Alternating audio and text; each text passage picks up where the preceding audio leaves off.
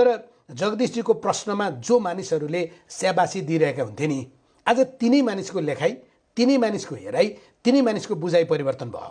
अहिले हामीलाई तपाईँले हेर्नु तपाईँको सामाजिक सञ्जालमा या मेरो सामाजिक सञ्जालमा कमेन्ट लेख्नेले के भन्यो भने अहिले के भन्छ भने अरू जे गरे पनि गर राजेन्द्र मानिया, तर जगदीश खरेल नबन। तिमी बिग्रेर जगदीश खरेल बन्यौ भने भन्ने ठाउँ पुगिसक्यो नि त। त्यसले गर्दा त्यो ठाउँ नै त्यस्तो हो जहाँ गए पछाडि अहिले हामी जे गरिरहेछौँ त्यति धेरै गर्न सकिँदैन, किनभने हाम्रो सीमितताहरू एकदमै धेरै छन् हैन, हाम्रा बाध्यताहरू एकदमै धेरै छन्। मलाई सञ्चार मन्त्रीज्यूले एउटा भेटमा सञ्चार मन्त्रालयमै भनेको सम्झिन्छु क्या, म त खुला आकाशमा उडिरहेको छु हैन, तर मन्त्री भनेको त अझ धेरै उड्न सकिन्छ भन्ने लागिरहेको थियो।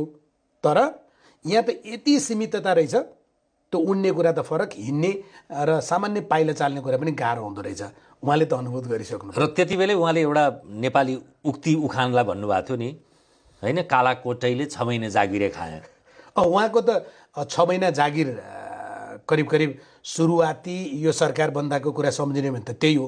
तर मानिसहरू प्रश्न के गर्न थालेका छन् र यो मानिसहरूको सँगै मेरो पनि प्रश्न हो, यो सरकार निर्वाचन गराउनेतिर, यो सरकार फागुन 21मै चुनाव गरेर निर्वाचित सरकारलाई सत्ता हस्तान्तरण गर्नेतिर जान्छ कि जाँदैन भन्ने प्रश्न चाहिँ, त्यो प्रश्नको आकार बढ्दै गएको छ र त्यहाँनिर त्यो आवाज जहाँ बढाएको छ त्यहाँ मेरो पनि आवाज मिसिएको छ।